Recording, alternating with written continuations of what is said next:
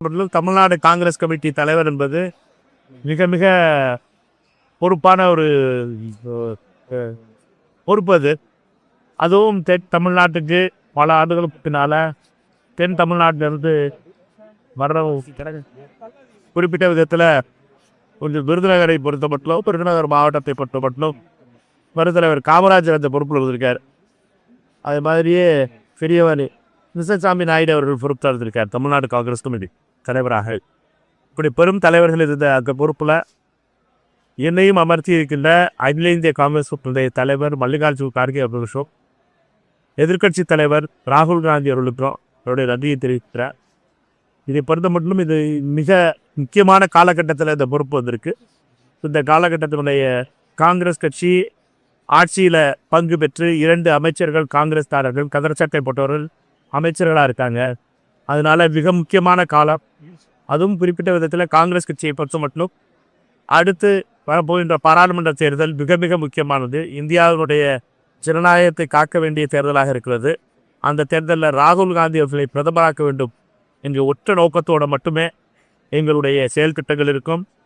இந்த அரசினுடைய வெற்றிகளும் இந்த அரசினுடைய செயல்பாடுகளும் குறிப்பிட்ட விதத்தில் தமிழகத்தினுடைய முதலமைச்சர் இந்த கூட்டணியுடைய தலைவராக இருக்கின்ற அருமை சகோதரர் விஜய் அவர்களுடைய அரசினுடைய செயல்பாடுகள் அனைத்தும் மக்களை மையமாக வைத்திருக்கின்ற அரசியல், மக்களை முதன்மையாக கொண்ட அரசியல், மக்களுடைய அனைத்து மக்களையும் எந்த ஒரு வித்தியாசமும் இல்லாமல் மக்களுடைய ஒவ்வொரு தமிழர்களுக்குமான அரசியலாக அவர் எடுத்து செல்கிறார். புதுமையான வகையிலே அதை எடுத்து செல்கிறார். அதனால் இந்த அரசினுடைய வெற்றி எங்களுடைய வெற்றியாக.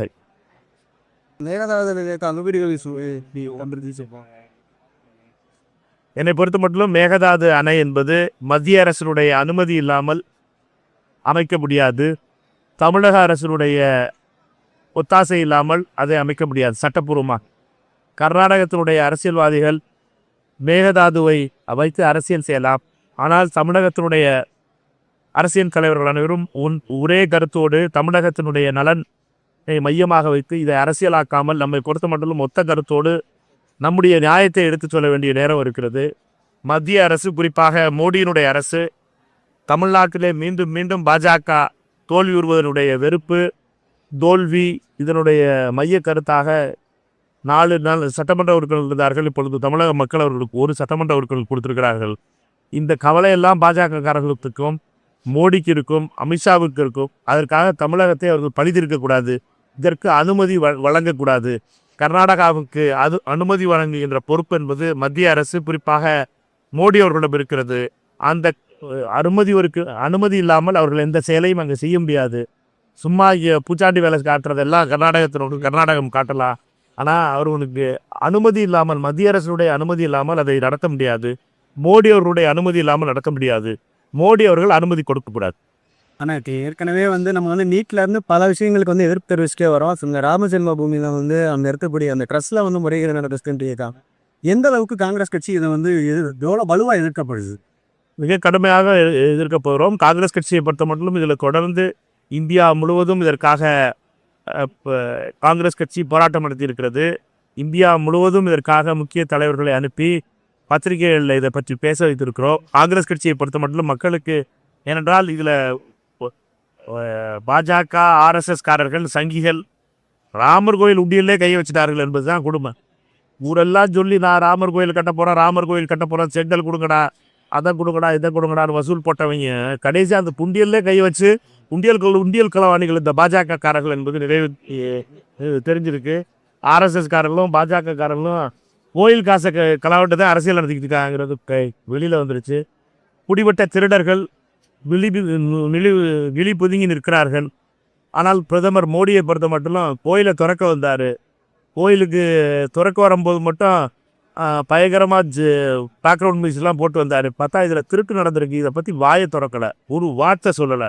ஏனென்றால் அவரோடு கூட நிற்பவர்களுடைய பொறுப்பாக இருக்கிற இந்த கோவில், அயோத்தி கோயிலில், ராமர் கோயிலே இவ்வளோ பெரிய திருட்டு நடத்தக்கூடியவர்களாக இருக்கவர்களை பற்றி வாய் திறக்காமல் பாஜக இருப்பதை கடுமையாக இந்த பாராளுமன்ற கூட்டத்தொடரில் காங்கிரஸ் கட்சி எழுப்பும். எங்களை பொறுத்த மட்டும் இதில் நீதி கிடைக்க வேண்டும். ராமருக்கே நீதி வாங்க வேண்டிய நிலையில் நிற்கிறான். ராமருடைய கோயிலுக்கே இந்த நீதி நடக்க வேண்டிய நிலைமையில் நிற்க வேண்டியதாக இருக்குது. பாஜகவை பொறுத்த மட்டும் அவர்களுக்கு எல்லாமே வியாபாரம், எல்லாமே பணம், எல்லாமே வசூல். இதுதான் பாஜக RSS உடைய பழக்கம். இதனை எதிர்த்து காங்கிரஸ் கட்சி பாராளுமன்றத்திலே கடுமையாக குரல் கொடுக்கும். இருக்காரு திமுக இருந்து வெற்றி பெற்று இப்ப அமைச்சரவை காவிரி போயிருக்காங்க அரசு சொல்றாரு. அது சாத்தியம்னா அதிமுக ஒன்றிணைவு சாத்தியமா இருக்கலாம் மேலத்தில் அப்படின்னு கருத்து சொன்னீங்க ஒரு பாதிரி. அண்ணன் டிடிவி அவர்களை பொறுத்த மட்டும் எல்லாத்தையும் ஒருங்கிணைக்கிற வேலையை பார்க்குறாரு. ஆனால் பாவம் அவரை பொறுத்த பட்சத்தில் ஒழுங்காக இருந்த அதிமுக ஒன்றுமெல்லாம் பார்க்குற பொறுப்பு அவரோட அதிமுககாரர்கள் தான் ஒன்றாத்தான் இருந்தாங்க. அதனால் அந்த டிடிவியை பொறுத்த மட்டும் இதே கருத்தை அவர் அதிமுகவை ஒருங்கிணைக்கிற பண்ணியிருந்தாருன்னா எம்ஜிஆர் ஆரம்பித்த கட்சி, ஜெயலலிதா அம்மா பாவம் ஜெயிலுக்கெல்லாம் போய் காப்பாற்றின கட்சி இந்த நிலைமைக்கு வந்திருக்காது. அவர் பண்ணாட்டு ஊழியத்தில் தானே 17 பேரை ரோட்டில் நிப்பாட்டிட்டு பாதி பேர் திமுகவில் வச்சு சேர்த்தாங்க.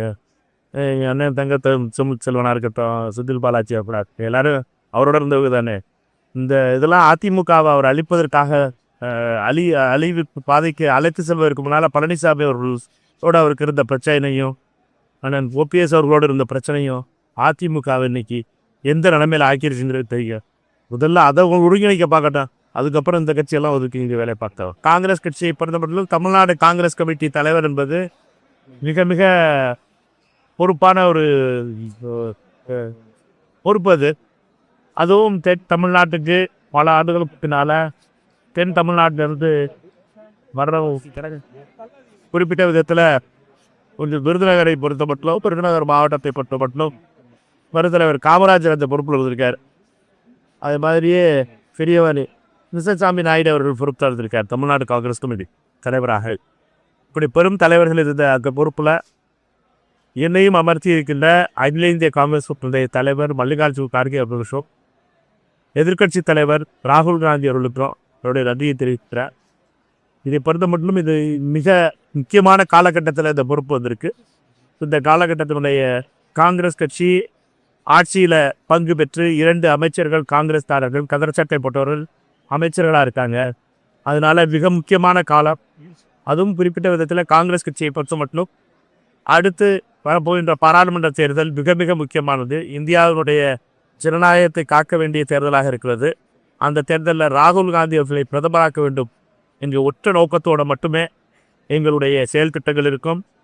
இந்த அரசினுடைய வெற்றிகளும் இந்த அரசினுடைய செயல்பாடுகளும் குறிப்பிட்ட விதத்தில் தமிழகத்தினுடைய முதலமைச்சர் இந்த கூட்டணியுடைய தலைவராக இருக்கின்ற அருமை சகோதரர் விஜய் அவர்களுடைய அரசினுடைய செயல்பாடுகள் அனைத்தும் மக்களை மையமாக வைத்திருக்கின்ற அரசியல், மக்களை முதன்மையாக கொண்ட அரசியல், மக்களுடைய அனைத்து மக்களையும் எந்த ஒரு வித்தியாசமும் இல்லாமல் மக்களுடைய ஒவ்வொரு தமிழர்களுக்குமான அரசியலாக எடுத்து செல்கிறார்.